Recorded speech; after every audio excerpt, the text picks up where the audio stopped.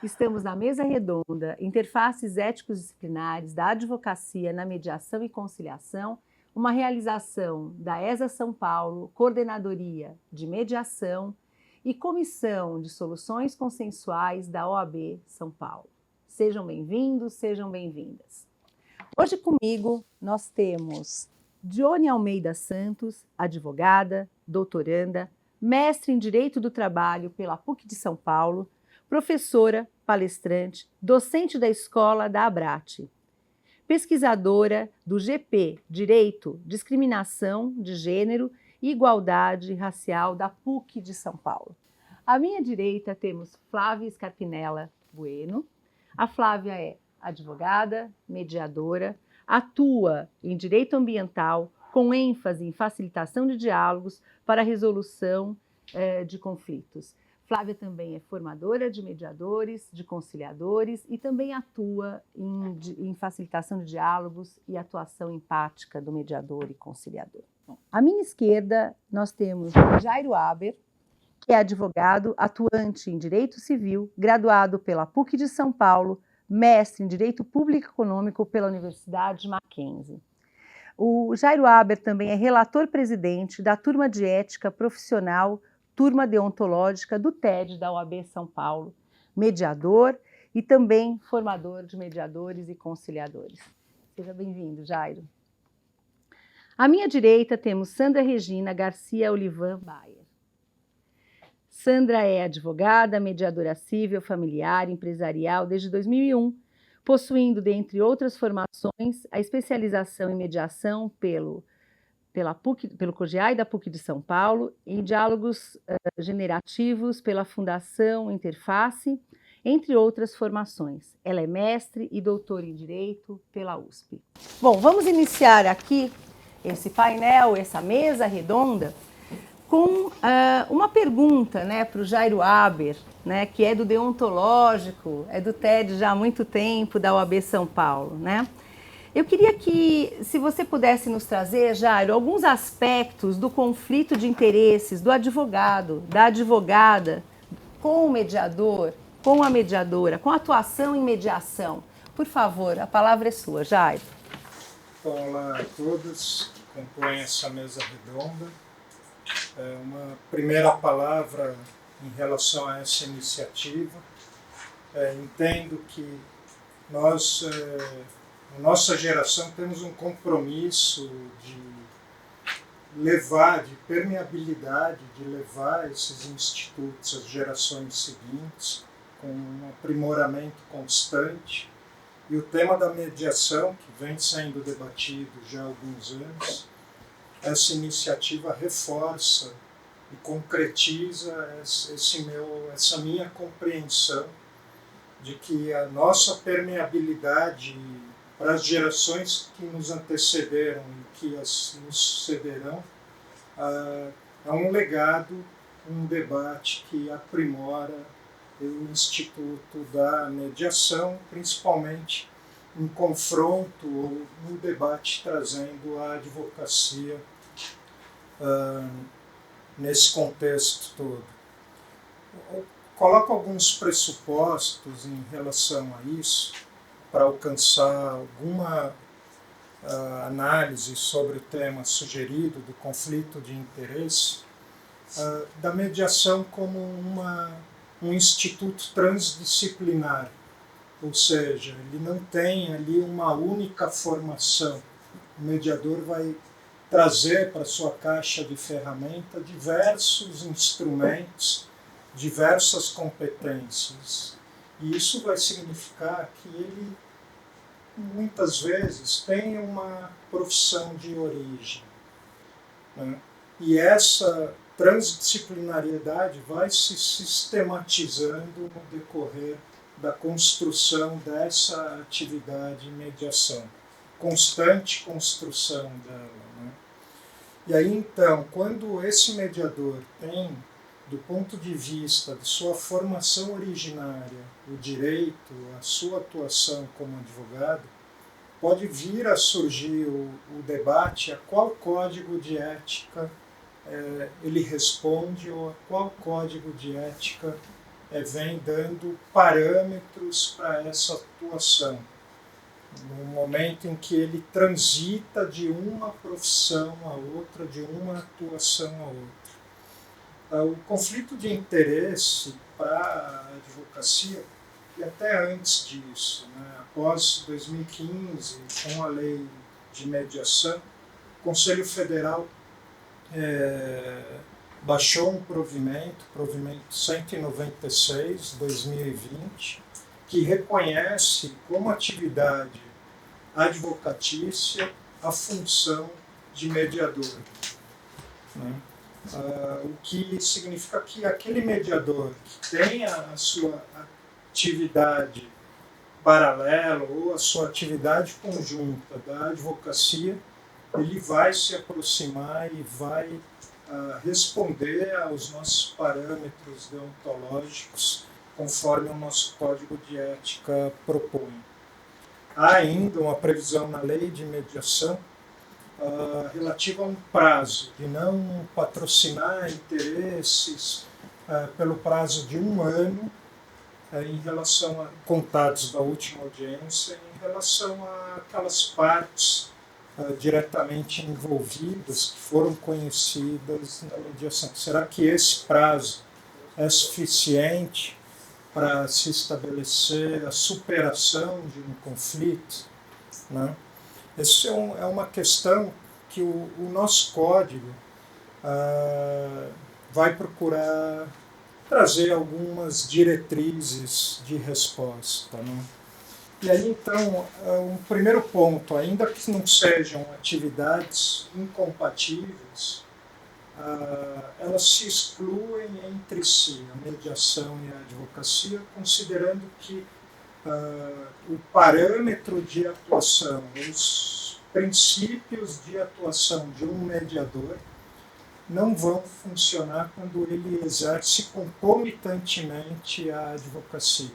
Ou seja, toda aquela ideia de imparcialidade, de autonomia das partes, principalmente a questão do sigilo, concomitante à atuação do advogado, ela vai ter algumas transformações, algumas abordagens distintas. Então, o primeiro aspecto é o que se espera do mediador, até para que se legitime esse procedimento ou essa atuação como mediador, não há dúvida que é a imparcialidade. E o advogado, no contencioso ou na sua assessoria ao interesse do seu cliente, ele não atua com imparcialidade. Então aqui já se cria uma diferenciação da impossibilidade de uma atuação concomitante. Um outro aspecto que é importante, que vai repercutir num conflito de interesses e que repercute numa independência de atuação do advogado, é a questão do sigilo. A lei ela traz que o sigilo e a extensão do sigilo ou a possibilidade de divulgação do sigilo na mediação pode ser convencionado. Ele perde ali um caráter de ordem pública que o nosso código expressamente afirma, ou seja, aquilo que o cliente traz ou as informações que o cliente ou o empregador do advogado traz para ele, ou que ele conhece em razão dessa relação de confiança, tem um caráter de ordem pública, e o código traz hipóteses muito restritas, taxativas da possibilidade de abertura de tais informações. E por que faz toda essa digressão em relação à imparcialidade, à não concomitância de atuação, e em especial a questão do sigilo? Por conta exatamente da independência de atuação do advogado. Na medida em que ele vai atuar em seguida na defesa de um interesse de uma das partes, em que medida essa atuação não fica limitada por conta da impossibilidade de usar informações que ele obteve no momento em que atuou ou que conheceu na mediação. É um fator inibitório, é um fator que delimita a sua atuação, que repercute, sem dúvida, nessa independência que a gente tanto preza. Eu vou concluir. O Código de Ética traz algumas previsões relativas a conflito, que no nosso dia a dia da advocacia a gente já vivencia. Né? Então temos lá o artigo 20 no Código de Ética e Disciplina: sobrevindo conflito de interesses entre seus constituintes e não conseguindo o advogado harmonizá-los, caber-lhe-á optar com prudência e discrição por um dos mandatos, renunciando aos demais, resguardado sempre o sigilo profissional. O 21 também fala em nome de terceiros, ex-cliente, ex-empregador, judicial ou extrajudicialmente, deve resguardar o sigilo profissional. E para frente, no 35, especificamente o 36, afirma: o sigilo profissional é de ordem pública, né? Independendo de solicitação de reserva que lhe seja feita pelo cliente. Na mediação, a gente tem a possibilidade de convencionar como essas informações vão poder, em seguida, circular. Posso, no decorrer da nossa conversa, trazer algumas consultas que tivemos na turma deontológica relativa ao tema, em especial da concomitância de atuação. É lógico que a advocacia foi sempre estimulada a composição de conflitos, mas ela está ali muito mais como um negociador do que um mediador, né? E como que é possível essa transição de cadeiras aí nessas atividades. Acho que numa primeira palavra eu contribuiria com isso. Muito obrigada, Jairo. Bom, um tempo atrás eu debati com a professora Ada Grinover, né, a respeito do nosso Código de Ética da Advocacia estabelecer que, para o mediador, para o conciliador e para o árbitro, aplicam-se as regras éticos disciplinares, né, da advocacia. O que me faz crer também, né, que nós possamos imaginar que faz parte das atribuições de advogar, mediar, conciliar e arbitrar. Depois eu quero te ouvir um pouco a respeito, né? Porque em algum momento nós fazemos uma cisão, né, do que é advogar, associando muito à consultoria jurídica, associando muito ao contencioso, né, ao assessoramento jurídico, ao contencioso, mas na minha perspectiva, eu tenho entendido que faz parte das atribuições de advogar, mediar, conciliar e arbitrar. Queria depois te ouvir um pouco a esse respeito. Mas já passo a palavra para a Sandra Bayer, né, para fazer aqui uma troca de informações a respeito deste tema que o Jairo trouxe. Obrigada. Você sabe que eu ia mencionar o 77, né, que fala exatamente isso. E acho que isso é importante porque no passado houve muita discussão sobre a regulação da profissão de mediação ser limitada a advogados ou não. Então, nós tivemos projetos de leis que ampliavam a possibilidade de profissões de origem para todas as áreas e chegamos a ter projetos de lei que diziam que somente o advogado poderia ser mediador. Então, essa discussão vem de tempos. Eu acho que o mercado ele se cristalizou, decantou essas ideias e ficou muito claro que a mediação é uma transdisciplina, como o Jairo disse, e que, portanto, a profissão de origem ela pode ser a mais variada possível. Se ela for exercida por um advogado, esse advogado, na minha opinião, está também submetido nessa atividade de mediação ao Código de Ética da Advocacia. Lá no finalzinho tem lá um artigo mencionando isso, assim como para os árbitros, como para os conciliadores. eu acho que é nesse sentido também que o Conselho Federal mencionou que é atividade de advogado mediar. Não é só de advogado, mas quanto de advogado é reconhecida como tal. Eu queria também trazer uma outra questão que foi muito discutida, e acho que o Jairo já trouxe sobre a questão da quarentena, sobre a questão da concomitância de atividades, ele trouxe muita luz sobre o tema. Eu queria trazer ainda uma outra questão, que é a questão da impossibilidade de advogar na mesma vara de um juiz que nomeou aquele advogado como mediador num caso. Então, se eu sou mediador nomeado por um juiz num caso, por que poderia ser advogado em outros casos diante da mesma vara? A ideia, acredito, né, do legislador de se aquela pessoa exerce como auxiliar da justiça um trabalho de confiança daquele juiz, por óbvio, existe um relacionamento que pode trazer alguma proximidade ao juiz em outros casos em que ele seja advogado e não mediador.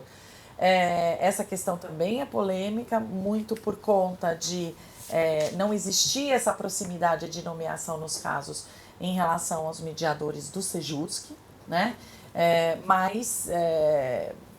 Então, não faria sentido, porque não existe uma relação de confiança.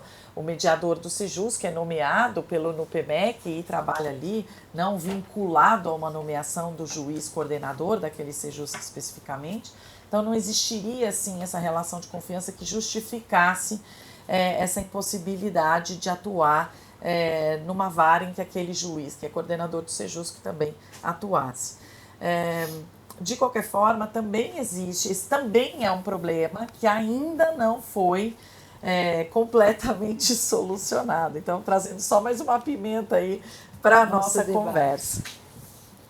Sandra, e pensando nisso, eu vou retomar um pouco a palavra ao Jairo, porque o Jairo está no deontológico, né? E há um tempo atrás nós debatemos a respeito justamente desse impedimento da advocacia atuar na vara em que é mediador e conciliador, né? Ou mediador e conciliador. Então, Jairo, eu queria trazer um pouco para o debate, né, para esquentar um pouco, já não como diz a Sandra, né, essa pimenta, né, nesse debate. Me fala um pouco, né? Por que você acredita que essa norma prevaleça e como é a decisão deontológica atualmente nesse contexto? E acrescentando um pouco mais a esse ponto, como ficam as cidades pequenas, né, nos locais que só tem uma vara, né, de competência geral? Como a gente pode pensar no sentido de encaminhar alguma coisa, talvez uma consulta ao deontológico? Se você pudesse trazer aqui a sua perspectiva desse assunto, seria muito importante. Claro, não pré-julgando, porque eu sei a sua posição de deontológico que tem limites. Mas talvez como as pessoas possam encaminhar uma consulta, se for o caso. Muito obrigada.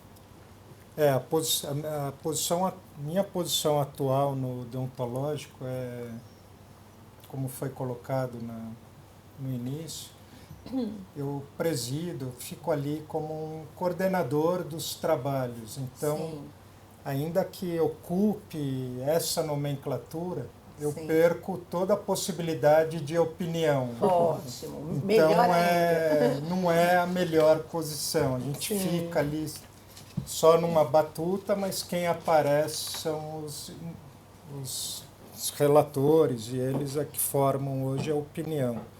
Eu acho que no primeiro ponto, Célia, no que você trouxe, de que o advogado ele tem essa função de mediar, conciliar, arbitrar, e me recordo, em uma das consultas, o nosso relator, o Dr. Fábio Ramacciotti, traz a referência ao Calamandrei, quando afirma que o advogado ele traz até um higienista do judiciário, quando ele tem aquele papel, principalmente atuando no cível, de procurar exaustivamente a composição antes de chegar ao contencioso. E todo o nosso regramento ético já é aberto com esse incentivo à composição.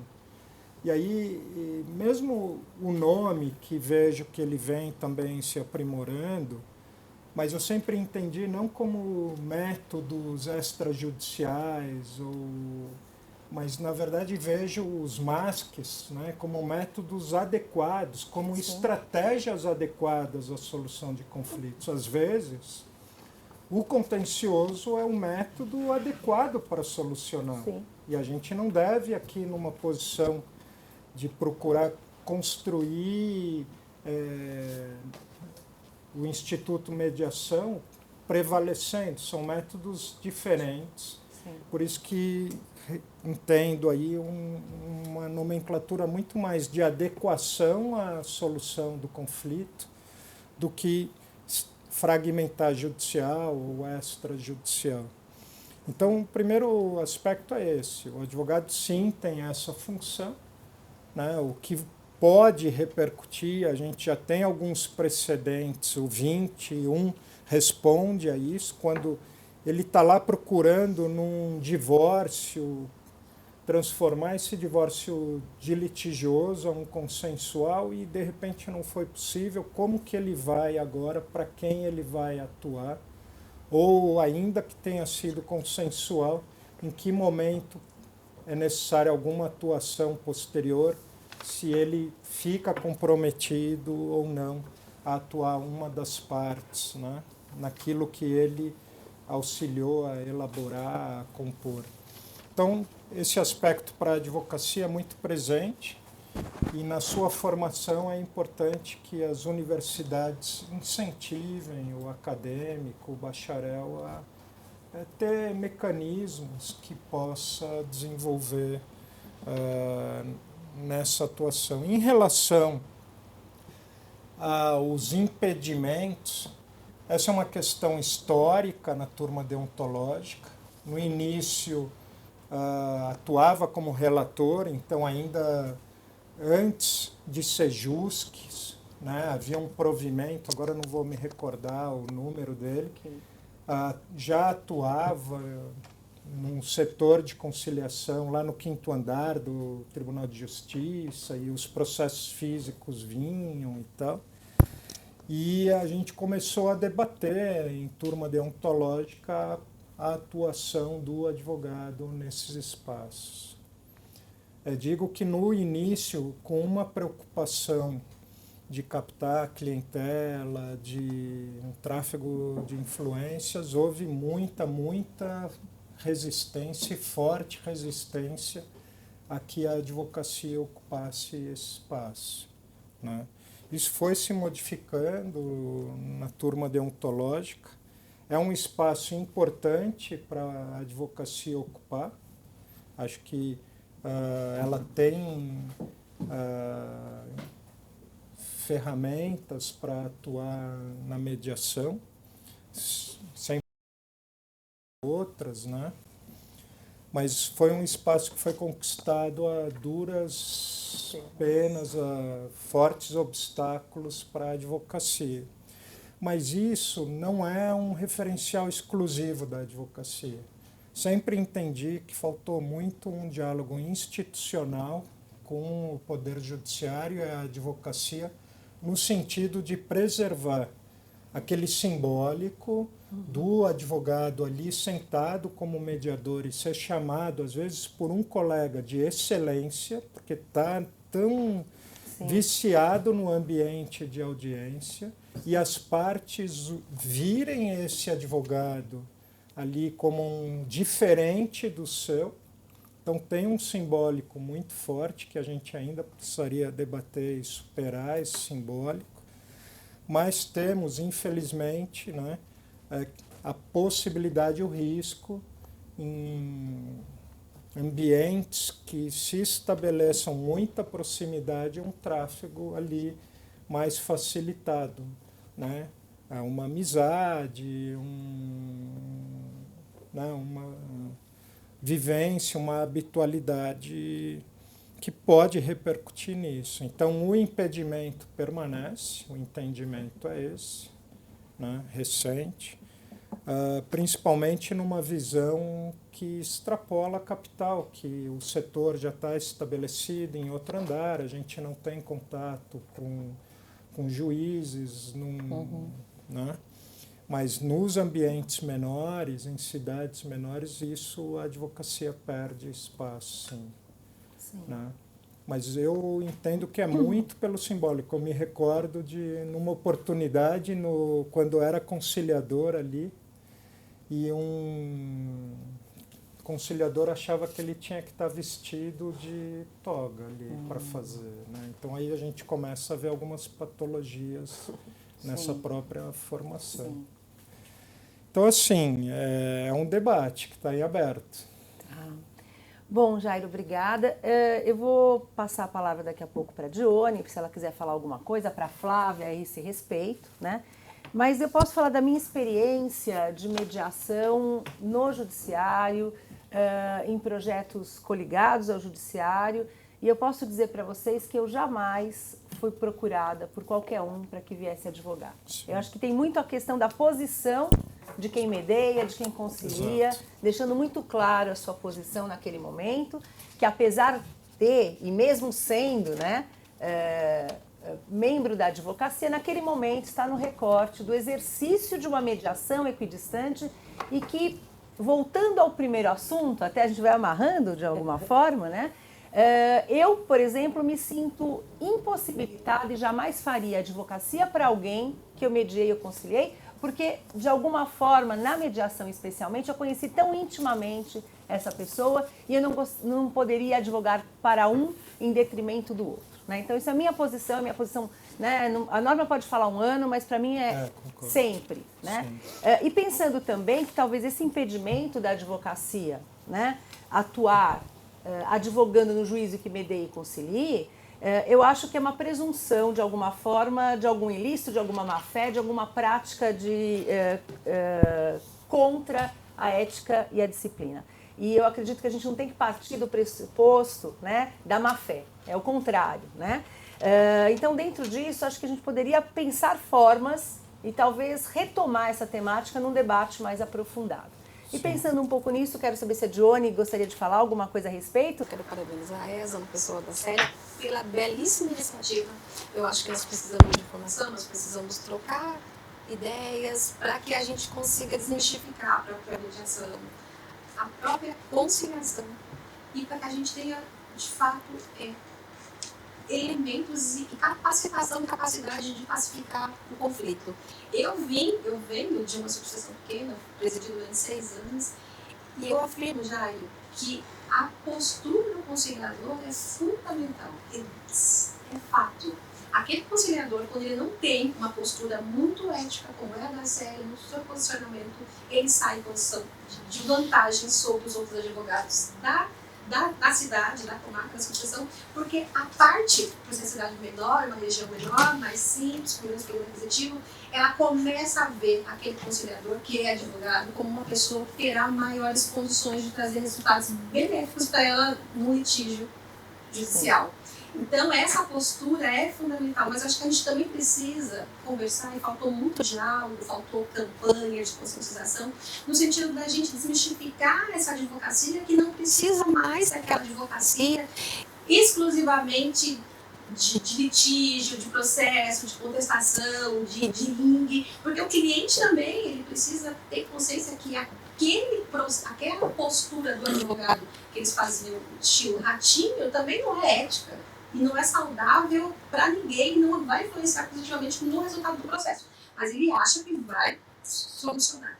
O que eu penso com relação ao mediador ele tem um contato muito mais próximo, muito mais íntimo das partes. E ele vai saber, por exemplo, que naquela especificidade, quando ele tocar naquele tema, aquela parte ela vai ter uma reação um pouco mais incisiva, ela vai estar um pouco mais fragilizada e isso vai colocá-lo numa situação de vantagem sobre essa parte que indiretamente vai influenciar na própria autonomia das partes para ela fazer uma conciliação. Então, acho que nós temos que pensar em vários aspectos, mas sempre no sentido como é que esse conciliador, como é que esse mediador, ele vai atuar no sentido de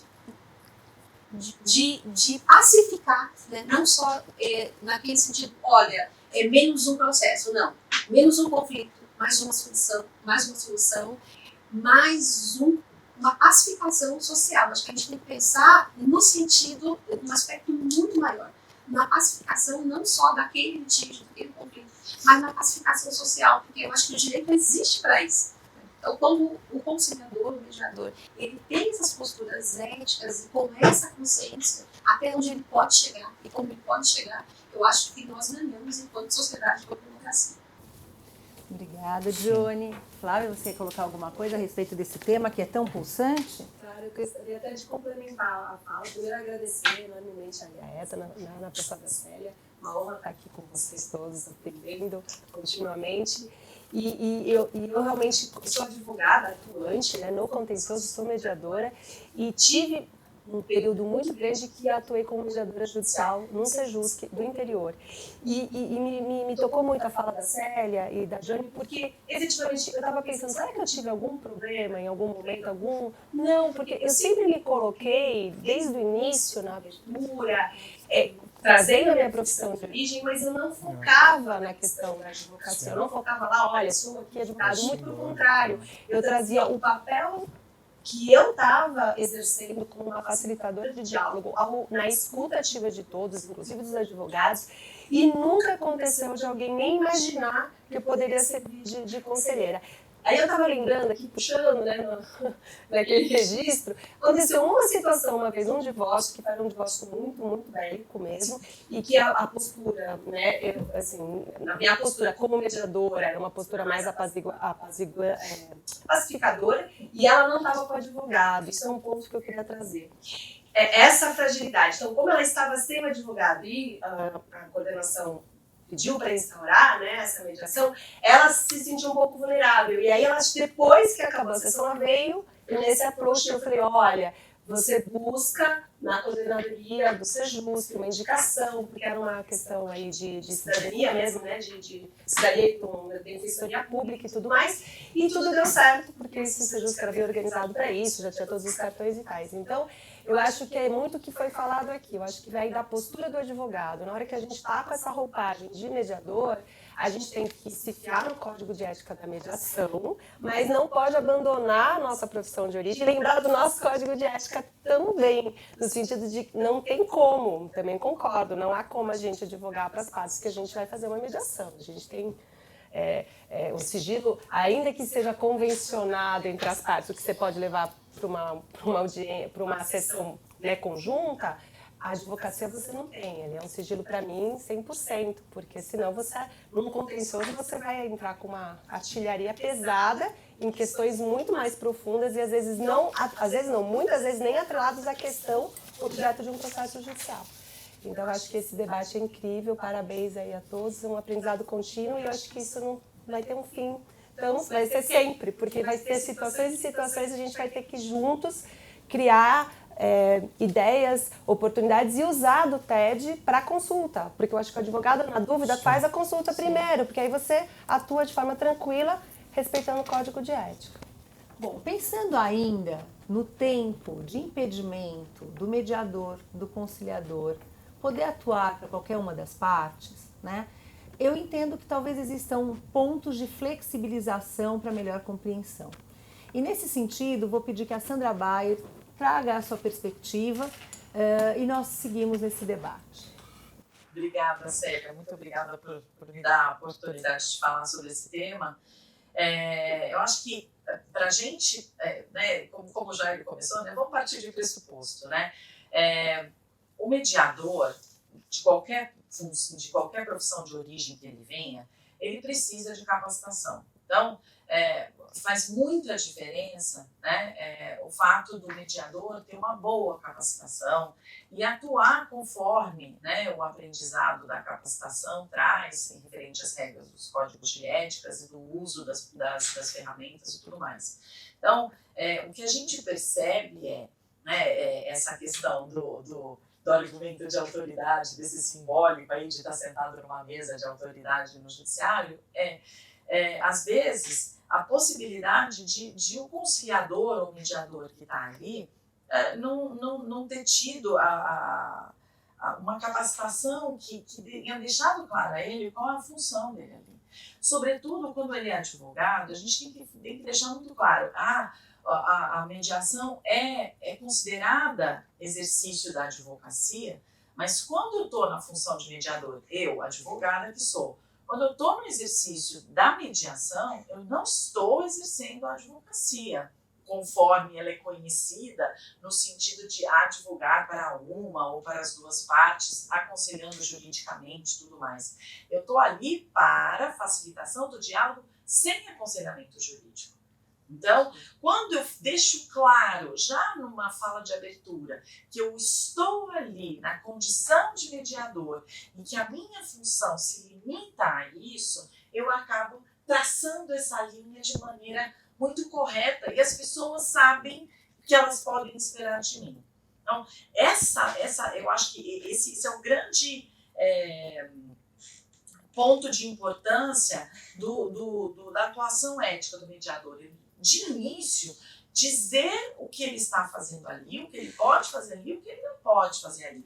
Aí as pessoas sabem o que esperar de nós, né? E daí elas sabem também ao que nós não estaremos disponíveis, né? Então, isso é importante. Agora, em termos de flexibilização que você me perguntou, né, Célia? Acho que também a gente tem que entender do que a gente está falando, né?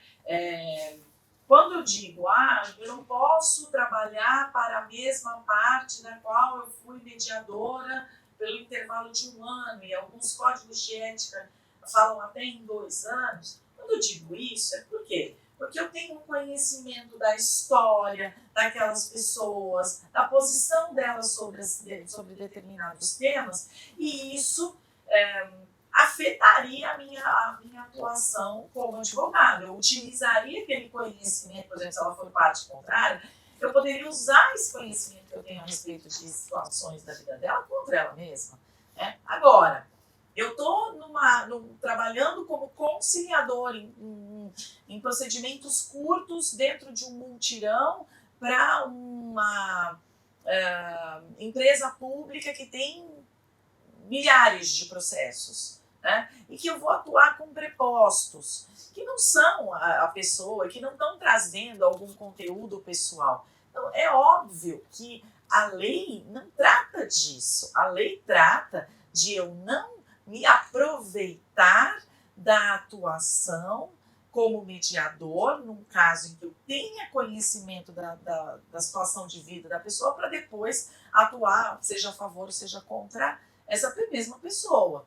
Agora, no caso de eu trabalhar num multirão com milhares de casos de um mesmo banco, de uma mesma empresa, como acontece em muitas situações, isso não me impede de ter um contato profissional com essa empresa em outra atuação completamente diferente daquela que aconteceu esporadicamente com um preposto naquele multirão. Então, a gente tem que sempre interpretar tudo isso à luz da lógica, né, da ratio do legislador, né, que é de eu não poder me aproveitar do conhecimento de uma atuação na hora em que eu estou tendo a outra atuação. Esse é o real conflito.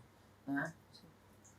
Bom, nesse sentido, então, Sandra, eu queria trazer a reflexão, será que esse prazo de 1 ano não deveria ser diferenciado, ou os prazos de impedimento não deveriam ser diferenciados em situações de conciliação e de mediação? Porque pensar em mediação, né, especialmente nos aspectos de mediação familiar, mediação em que você tem o contato íntimo com a pessoa, né, com aquele sujeito, é diferente de conciliar. Por exemplo, neste exemplo que você está trazendo dos grandes litigantes, ou de mutirões, ou de processos mais amplos. O que você acha disso, Sandra? É uma possibilidade. Eu acho que poderia haver uma flexibilização de prazo, sim, porque é uma situação completamente diferenciada. Né? É muito diferente também de um caso em que eu sou mediadora. A gente está falando muito aqui da mediação judicial, mas isso também se aplica à mediação extrajudicial. Então, eu sou mediadora extrajudicial numa situação e depois eu pego aquele mesmo caso para atuar, né? Isto é o que o legislador tenta evitar, né? Agora, nessas situações de litígios de massa, que atingem toda a coletividade, um número muito grande de processos, em que não existe um contato pessoal, como é típico da conciliação, né, em que eu atuo cada hora com um preposto, não tem um relacionamento pessoal com a pessoa, é óbvio que eu acho que isso poderia sim ser flexibilizado. O problema é criar um critério objetivo que separe o joio do trigo. Sim. Muito obrigada, Sandra. Alguém mais aqui do nosso painel gostaria de falar alguma coisa a respeito dessa flexibilização? Eu só um aspecto, a questão também da temática, eu acho que colocando um pouquinho aí no gancho da Sandra, também acho que poderia se pensar numa flexibilização sobre o tema. Imagina que a questão que você mediou era de família, realmente, a gente tem essa proximidade pessoal, mas depois, passada a quarentena, a parte de procura com um tema totalmente empresarial, uma questão de contrato. Será que não poderia se flexibilizar? Porque eu não vou usar nenhum daquelas informações que eu obtive no código de ética enquanto mediadora do sigilo para esse caso de contrato, um caso empresarial. Então, eu também, nesse aspecto, eu acho que a gente poderia atuar como advogado com tranquilidade, porque não estaria violando, acredito eu, em uma leitura aqui, né, de breve, aí, colocando para os demais opinarem, o código de ética da advocacia também. Então, eu acho que a temática também poderia ser algo a ser avaliado também aí como uma possibilidade de flexibilização. Muito obrigada. Flávia Jairo? Eu acho que a Flávia coloca exatamente o que vinha pensando, refletindo. Esse prazo de 1 ano, ele procura proteger a captação de clientela, procura proteger o uso abusivo daquela posição de mediador, né? E, como já foi dito em momento anterior, não é pelo abuso que a gente vai proibir o uso, né? Sim. Mas o prazo ele vem e ele é uma fronteira de quarentena, como a Flávia colocou. Se a pessoa lhe procura para uma atuação em tema, em matéria absolutamente distinta da que houve a atuação na mediação, eu não vejo nenhum impedimento para que ele possa atuar, patrocinar aquele interesse. O advogado é o primeiro juiz da causa, né? Ele é o primeiro que vai avaliar até que ponto ele vai ter a independência de atuação, as informações que vão ser necessárias para poder avaliar. Eu recebo esse assunto para atuar ou não, né? Então é um pouco superar uma perspectiva mais de impedimento, mas sim de própria reflexão do profissional da advocacia aqui. Então, só para resumir aqui, né? Apesar das normas trazerem o prazo limite de 1 ano para que o mediador conciliador possa atuar profissionalmente para qualquer uma das partes, nós temos visto aqui que pela posição de muitos da mesa, né, é que você conhece tão bem, tão intimamente essas pessoas, né, que talvez o prazo de 1 ano, né, apesar de possível, né, talvez nos traga uma posição e o conhecimento de fatos que, no fundo, venha prejudicar essa isenção e vai prejudicar contra quem você venha advogar. Então, acho que é uma questão simbólica, é uma questão ética, né? E outros debates que nós trouxemos aqui nesse momento é do impedimento da advocacia atuar advogando contenciosamente no juízo em que foi mediador e conciliador e todas as consequências disso, né? Acho que tem também um simbólico, né, como bem trouxe o Jário, como bem trouxe a Dione.